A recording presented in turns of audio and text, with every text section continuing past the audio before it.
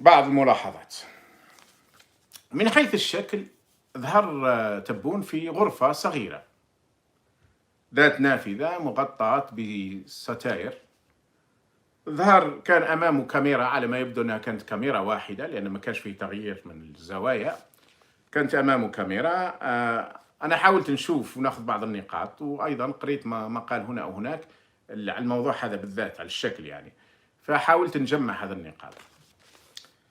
كان أمام الكاميرا إذن كاميرا واحد، وعلى الأرجح كان أمامه النص كان يقرأ فيه. ممكن كان واحد شادوا له بإيده أو كانوا واضعينه له بشكل معين بحيث يتغير. موجودة التكنولوجيا بطبيعة الحال. على يمينه كان هناك العلم الجزائري، وعلى يساره كان هناك جهازين التليفون. واحد من هذا الجهازين كان جهاز يبدو أنه معقد وفي عدة قفالي وفيه كذا، مثل الأجهزة اللي تستخدم في الجزائر. هل هذا الجهاز ألماني؟ الله أعلم. البعض يقولون أن هذا جهاز فرنسي مش ألماني، ومن هنا استنتج البعض من أن تبون قد لا يكون موجود أصلا في ألمانيا الآن. صحيح عولج في ألمانيا، ولكن النقاهة هذه اللي راهم يسموها النقاهة الكونفاليسونس اللي راهم يقولوا عليها، ربما يكون في بلد مجاور، ربما يكون في فرنسا، ربما. مش مهمة هذه النقطة كثير، لكنها ملاحظة، يعني ملاحظة. الغريب في الأمر هو وجود هذه التليفونات. احنا نعرف أنه الآن، وأصلا هو في حالة مرضية، يعني يصبح حمل تليفون مش سهل يعني، خاصة إذا تأكد، ويبدو لي هذا هو الصحيح، أنه عنده صدمة دماغية، عنده AVC. فيصبح تحريك اليدين، خاصة اليد ربما اليمنى أو اليسرى حسب كيفاش تجي الصدمة، مش سهل. فحمل هذاك التليفون يبدو ثقيل يعني. بالعكس، تليفونات الموبايل أخف، أو على الأقل طريقة تحريكها أسهل. وين موجود تليفون بالخيوط. وبعدين الناس الآن لم تعد تستخدم هذوك التليفونات خلاص. هذاك ممكن يستخدمه في الجزائر كي يقعد عنده، خاطش عندهم ما يسمى بتليفون أرقام سيادية. كانوا بكري 4 شيفر، درك نضربهم 6 شيفر، اللي هي أرقام داخلية، يعني ما تمرش على خارج إطار محسوب معين، يعني جهاز الدولة يعني. تواصل مع الولات، بين الوزراء، بين الولات، بين الجينيرو، بين عندهم ما يسمى بتليفون دي سوفرنتي، الأرقام السيادية كما يحبوا يسموها. كانت 4 أرقام زمان، لكن قيل لي الآن أنها 6 أرقام، وليس مثل الأرقام العادية اللي هي 8 أو 9 أرقام. فهذا غريب أن هذا التليفون يكون موجود هناك، لأن الاتصالات كما قلت الآن، والناس اللي عندها تليفونات في البيت راهي عارفة بلي مش تستخدمها إلا قليلا، لأن الكل يستخدم الموبايل الآن. في الملاحظات أيضا الشكلية، كان جالس على كرسي، ولكن اللي لفت انتباهي أنا شخصيا، ربما لفت انتباه آخرين، هو أن الكرسي هذا لم يكن يظهر على يديه أو يكون يظهر شكله، أو هذا في الغالب هم كراسي المقعدين. كراسي المقعدين، خوتنا أصحاب الحاجات الخاصة أو المرضى في الغالب يحركون في كراسي، يعني في كراسي نتاع المقعدين. فعلى الأرجح كان جالس في كرسي من كراسي المقعدين، سواء مقعد لأنه لا يستطيع أن يمشي إطلاقا، أو مقعد لأنه من المرض بحيث يصعب عليه الحركة. بدأ هزيلا، ضعيفا تماما، واضح أنه فقد كمية كبيرة من وزنه.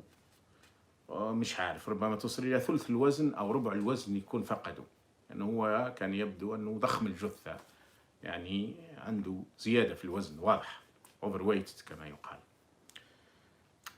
لماذا احنا نقول هذا الكلام؟ ولماذا ندخل في هذه التفاصيل؟ قد لا تكون مفيدة. نعم، هي لو كان جينا في دولة اللي تقول الحق، في نظام اللي يقول الحق أو يقول ما يقترب من الحقيقة على الأقل، ما نحتاجوش هذه الأشياء. يجوا يخرجوا الناس تكبر، تمرض، تصاب بالAVC، تصاب بالصدمة الدماغية، نصاب كلنا يعني. كاين ناس في الأربعينات أصيبوا بصدمة دماغية، كاين ناس في الخمسينات أصيبوا بصدمة دماغية. ها أخونا عبد محمد رحيم رحمه الله اللي حدثتكم عليه قبل قليل، كان صحته تماما يعني، حتى 10 نوفمبر يوم إصابته بالكورونا كان عنده صحة جيدة، عمره 64 سنة، كانت صحته جيدة. أصيب بالكورونا 40 يوم، أقل من 40 يوم، هاي اليوم 35 يوم أو أقل، رحل إلى بارئه. إذا الناس تمرض، كلنا نمرض، كلنا نموت بالمناسبة، والحمد لله. الحمد لله الذي خلق الموت والحياة ليبلوكم أيكم أحسن عملا. واحدة من أروع، دائما نوقف أمام هذه الآية، ليبلوكم أيكم أحسن عملا، قضية خبرة تجربة. إذا فإحنا كلنا سنموت. القضية مش هنا، القضية هو أن هذا حطوه رئيس دولة، رئيس جمهورية، رئيس دولة، رئيس جمهورية، قائد على الجيش، وزير الدفاع، رئيس مجلس الوزراء، القاضي الأول في البلاد. هذه صلاحيات إمبراطورية، إمبراطورية. ولذلك كلش حبس لما راح، لأن كل الصلاحيات مركزة في يده. الآخرين عندهم غير صلاحيات تنفيذية أو جزئية. ولو كانت عندنا صحافة، مش احنا اللي نقوم بهذا الدور، تقوم به الصحافة الحقيقية تاع الانفستيغاسيون، تاع البحث، تاع التشريح، تاع التحليل. احنا نبدي وجهة نظرنا، لكن نضطر أحيانا أننا أولا لأن العصابة تكذب طول الوقت وتكذب أكثر مما تتنفس، ثانيا لأننا عندنا إعلام تحت الرونجيرس، إعلام منافق خاضع تماما، فنضطر أننا أحيانا نقوم بدورهم بعملهم. فهاني نجيب لكم في تفاصيل كان المفروض يأتوا بها آخرين. إذا قلت كان بدا هزيلا، وكان غطى رقبته بكاشني هكذا وكأنه حتى يخفي. طبعا الرقبة هي إحدى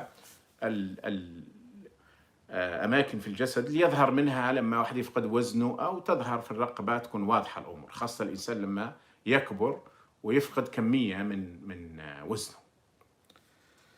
وقلنا أن أصابعه إذن كانت متشابكة، وهذا راجع على الأرجح أنه كانت واحدة من يديه كان يصعب تحريكها، على الأرجح أنها اليمنى، على الأرجح أنها اليمنى كان يصعب تحريكها، فهو أراد أن يحافظ حتى ما تبانش ويخفي قضية الصدمة الدماغية. هو تحدث، اعترف بالكورونا فقط، لكن نحن نعرف أن نعم الكورونا تقدر تبقى معك أسبوع، تقدر أسبوعين، تقدر 6 أسابيع، هذا كله كورونا لحد الآن مش معروف تفاصيلها، لكن كمعدل الناس اللي نجوا من الكورونا نجوا بعد أسبوعين كمعدل عام. كاين اللي بعد أسبوع، كاين اللي بعد 3 أسابيع، لكن ما تقعدش 60 يوم. تذكروا أنه يظهر بعد 59 يوم من الاختفاء الرسمي، ربما كان حتى قبل، لأن يوم 15 أكتوبر 2020 كان عندهم مجلس ما يسمى مجلس وزراء، تم إلغاؤه وأعطوا أي تبرير كذب أيضا، قالوا لأسباب تقنية ولأن عنده أجندة. هو واضح أن من هذاك اليوم أصيب، وقعدوا عدة أيام بعد قالوا راح كورونا، راهو خذا بعد لأن فيه موظفين في الرئاسة أصيبوا بالكورونا. ثم قالوا لا، راهو تخلي عين نعجة وراهو حالته مستقرة وتتحسن. بعد نهار من هذا البيان قالوا راهو نقل إلى ألمانيا، مما يعني أنه كل الكلام اللي قالوهم قبل كان كذب، ولو لم يكن في حالة حرجة لما أخذوه إلى ألمانيا. وقالها البارحة على كل حال، قال ما يفيد ذلك، لم يقلها صراحة.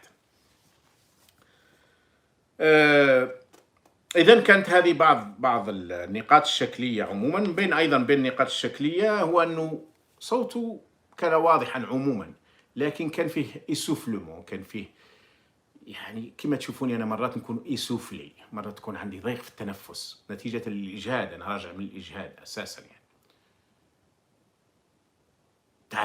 تعب يخليك أحيانا تتنفس بصعوبة أو بثقل أو إلى آخره. هو كان عنده هذا السوفلمون، وكان عنده أيضا أنه أحيانا كانت الكلمات تخرج بصعوبة، يعني شنو أنه تلكلك، بالرغم من أن الفيديو بالمناسبة كان مسجل وقطعوه في تقطيعات عدة يعني قبل ما يوضعوه في عينه اليسرى كما قلنا ظهرت إلى حد ما نازلة على عينه ودام التدخل 4 دقائق و54 ثانية بالضبط.